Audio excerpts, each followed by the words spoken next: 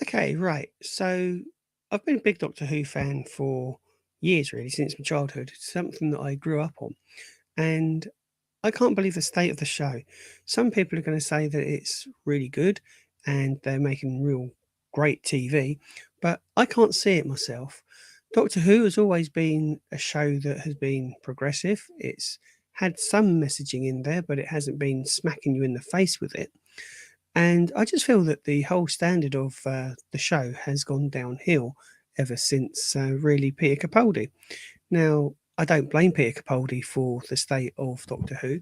That lays squarely at the feet of the showrunners. And Russell T Davies has come back, and everybody said that he was going to be the saviour of Doctor Who. Well, so much for the saviour and the second coming and all that. What I don't like with the show is the whole focus on agenda and messaging. Something that was really obvious when Jodie Whittaker was in charge of the key for the TARDIS. They just kind of amped it up. What I find puzzling though is the fact that Disney has ploughed in so much money. We don't know how much. I don't think anyone's released the figures. But Sony actually bought Bad Wolf Studios. So Sony are making Disney shows for the BBC. As somebody who lives in the UK and would normally be forced to pay the BBC TV license, you don't have to have a TV license in the UK. There are regulations and rules that state if you're not going to have a TV license, then you can't watch certain things, BBC being one of them. But that doesn't stop me from going around a friend's house or parents' house, family. I can watch it somewhere else if I really feel the need to. And I don't really feel the need to. And this is the thing. Disney, BBC, Sony, they're all missing out on the key audience, which has supported the show for many years, going back to the 1950s and 60s. William Hartnell. And so on. I'm not old enough to remember William Hartnell, but my mum was. And she loved Doctor Who. So when they rebooted the franchise with Christopher Ecclestone and Russell T Davies, they come back and they've done the right thing. I remember the movie in the 90s, sorry, with Paul McGann, and I enjoyed that. And then Russell T Davies brought it back, and I wasn't too impressed with the first episode. I thought the way that they'd done the villain with the plastics and everything, I was expecting something more, and it didn't. I thought it was rubbish. That very first episode with was it Rose? Called Rose? With Christopher Ecclestone and Billy Piper, yeah.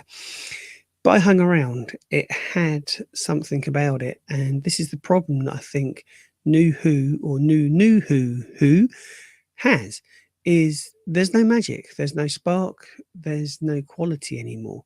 And if you criticize it, you're instantly going to be an ist of some sort. And I will admit, I am an ist. I am an escapist. When I watch things like Doctor Who, Star Wars, Star Trek, I want to escape realism. I don't want realism coming into my pop culture, my entertainment, to smack me around the face with a message that I'm not interested in. Something that I think we need to do is just you do you, I do me, and let's just live happily ever after because we used to. Up until recently, it didn't matter what you was, how you identified, nobody cared. And to be honest, I don't think anybody cares now. But because people of certain demographics want to have a voice and they want to be heard over the noise of everything else and seem to think that they have this priority and this privilege, everything else is getting pushed to one side. And it's something that I don't normally bring to this channel because I like to keep it politics free and everything else. But this is my life. This is how I feel, and this is what drove me also to actually start creating my own universe and write my own science fiction because I felt that I could do better. I still think I can do better. And my plans going forward is to finish off writing the trilogy of books that I'm doing right now and actually get into filmmaking properly, in as much as properly I can. I do stop motion animation, and I will be, in the next 6 months, I will be coming up with a whole new channel called 48 by 48 Studios, where I will be showcasing my films and my stories. But that's enough about me. Pop culture and political correctness. What state are we in right now? I just want to give me a padded room now, please. um, films I've enjoyed this year have been Godzilla. I really enjoyed Godzilla -1 from last year, and also Godzilla versus Kong. I thought, hi Andy, hey, thank you. Pop in, say hi, and smash. Yeah, thanks for smashing the like button. Just talk about movies, pop culture, and stuff, mate. Yeah, I really enjoyed the Godzilla versus Kong X. I mean, it wasn't really Godzilla versus Kong; it was just Godzilla X and Kong, taking on a whole new array of bad guys, bad kaiju, and it was done tongue in cheek, very bombastic, very reminiscent of the Star Wars, not Star Wars, Transformer films when they were first there, and it was enjoyable. We weren't being smacked around the face with a political messaging that no one's got any interest in, and that's what made it enjoyable. Godzilla, Godzilla -1, on the other hand, uh, was a very serious film, and it showed the unique nature of Godzilla, because you've now had two Godzilla films released within a 6 month period. One of them was very serious, was a disaster film, and it had really believable characters. It was well written. Special effects were phenomenal for something that was made on less than $15 million, let's not forget. A fantastic film, and it won an Oscar. It should have won more, but it wasn't put forward for many more. I mean, for me, it was last year's Best Picture, and I don't think there's many people that have seen Godzilla -1 would disagree that it deserved Best Picture, but it wasn't put up for that award, so there wasn't much else we could do. Then you have the real bombastic Godzilla X Kong, the complete opposite end of the spectrum of storytelling and characterization, but it pulled it off. I was skeptical. I thought the Hollywood version of Godzilla was going to have that political messaging, and they were going to slap us around the face with that as well. And I wasn't going to enjoy it, but it was really good. It was very enjoyable. It wasn't a film that you could take seriously, but it wasn't meant to be. And this is something that I found with Ghostbusters. Now, Ghostbusters, I think, has split the fans and critics, but not because of the messaging, but because of the actual film itself, with what they were trying to do. I noticed straight away that it had a very different tone to the previous Ghostbuster films, and that might be because they'd changed writer and director, which happens. I mean, if you look at the Harry Potter films, you can tell when they've changed director, because there's just a different feel about the film. There's a different buzz. Actors are slightly different. The style of this photography is different. And I am no way going to sit here and try and pretend that I am a specialist filmmaker and I know all there is about films, and I can tell you about camera work, photography, lighting, grading, and all that, because I don't know my arse from my elbow as far as that's concerned. And I will admit it, I just did. But for me, Ghostbusters was an enjoyable film. What they failed to do, though, in my opinion, is they failed to distinguish it from being a comedy to a serious film, or even a comedy drama, because the tone, it just doesn't know what it wants to be in tone. Whereas I knew straight away it wasn't meant to be, or at least and I could be wrong here, but I didn't think or feel that Ghostbusters Afterlife, no, not Afterlife, Frozen Empire, was meant to be taken as a comedy. I did feel that there was a few more, there's a few family tones in there, and it was serious, a bit more serious, and I enjoyed it. My little girl enjoyed it. My little girl found some of the things funny, and there were some funny things in it. When they are going to do another one, because I don't think they're going to leave Ghostbusters as it is, I think they will make another one.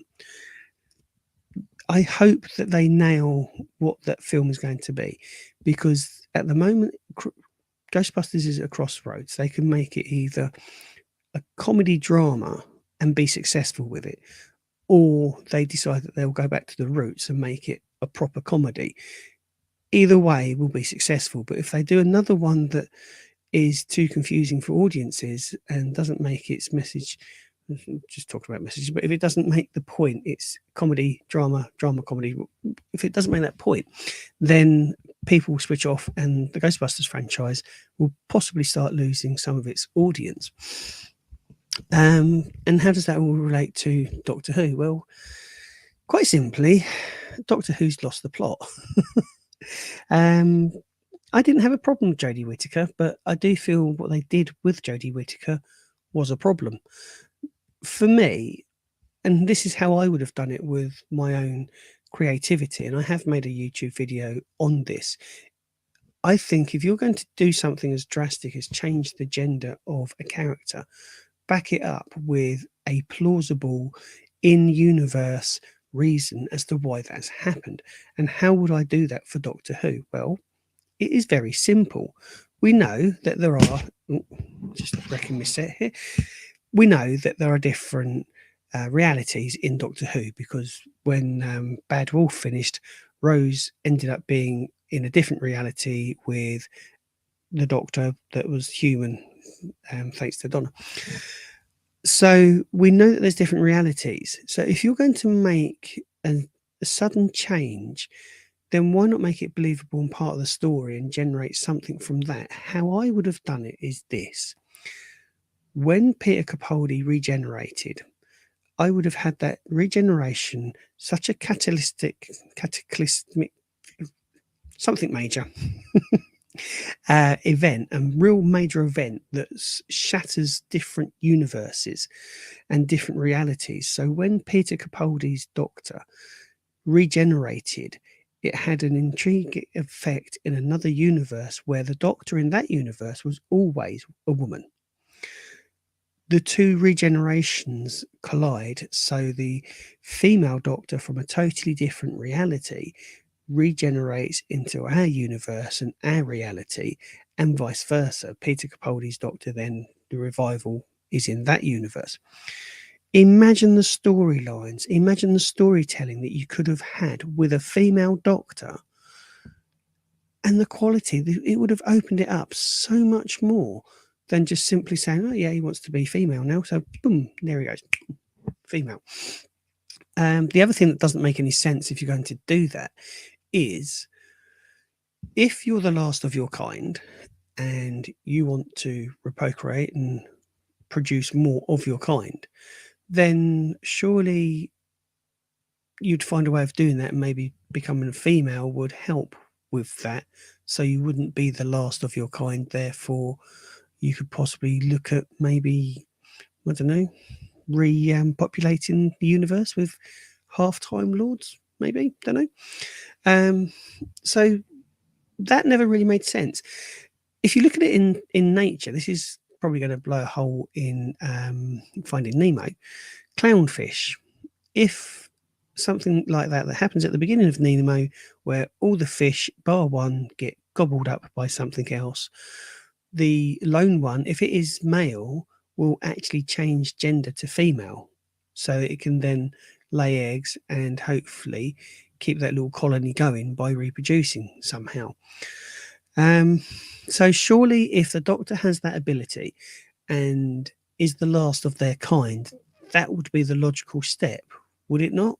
Leave a comment in the box below. Tell me if I'm wrong. Tell me if you think I'm just talking nonsense. So that's how I would have fixed Doctor Who. Then, because a lot of people dropped out with Jodie Whittaker, and there was also the political messaging, which was there. It was coming more and more, and we don't want it. This is why people are switching off, probably why people are switching off this channel as well, this live. Um, we don't want it. Take the political messaging and shove it, basically. Take all of your. Stop telling us how to think as fans, as a fan base. Stop telling us what to think and how to think, and stop breaking your own rules and your own law in your shows. You know, nothing gripes more than having the rules being laid down early doors. This is it. This is what we do. This is the rules of the universe. And then just on a whim, change them. It's ridiculous. Coming forward onto the latest incarnation of the Doctor with Shitty Gatwa, um, I watched the episode Maestro, and if I'm going to be honest, I feel that their episode had a lot of promise. I liked the idea of the villain. I liked the abilities of the villain. What I didn't like was the execution, and this is the biggest problem that we've got with Doctor Who, is that it's not necessarily everything that they're coming out with is total trash. It's the landing, it's how they're sticking it. They're making a total botched job of it, which is why viewership is fallen. Now, I have heard, because I haven't watched it, but I have heard that the viewing figures are in for this weekend's episode of Doctor Who, and they're up. This is very reminiscent of the Book of Boba Fett, in which the best episodes of the Book of Boba Fett did not have Boba Fett in them, they had the Mandalorian. And this seems to be something that has reoccurred with Doctor Who. This apparently, and I haven't seen it, I will hold my hand up and say I haven't seen it, haven't reviewed it, or I can't review it because I haven't seen it. But what I'm listening to and what I'm finding out on the internet more and more is that this episode was the best episode of the season so far. It wasn't a great episode. There was still a whole pile of dog turds to get through, but it was the best episode so far. Has Doctor Who really fallen to the levels of Book of Boba Fett, where it's a better show without its lead character involved? I'll leave you to answer that question in the box below. So, yeah, I mean, let me know if you've stuck around for this long. Let me know, should I watch Doctor Who? Would you like me to do Doctor Who reviews on this channel? We've only got a couple of episodes left because there's only 8 episodes. What happened? Oh, this is something else that really gets my goat. What happened to 22 episode seasons? NCIS did it. NCIS did it for ages, except for recently. It looks like they've only done 5. Can't get hold of the future episode, but I think they've made them. They just haven't released them. We're getting half an episode with these streaming platforms and with Doctor Who. You know, it's a half a season. It should be 20 odd episodes, surely. Yeah, so just let me know in the comments box below if I'm right, wrong. What do you think? Would you watch Doctor Who if they do what Christopher Ecclestone asked and that was sacked? The creative team behind it got a new bunch of writers involved and maybe got Christopher Ecclestone back as the Doctor. Would you watch Doctor Who then? So yeah, leave me a comment in the box below and tell me what you think. And that's where I'm going to leave this live. So thank you so much for those that have popped in and out. What I would say is, if there's anything on this channel that you'd like me to change, anything you'd like me to look into, I'm up for that. Leave a comment in the box below. Please subscribe, and I go live on Wednesdays between 9 and 10 in the UK, and I look forward to seeing you in one of those lives then. Take care.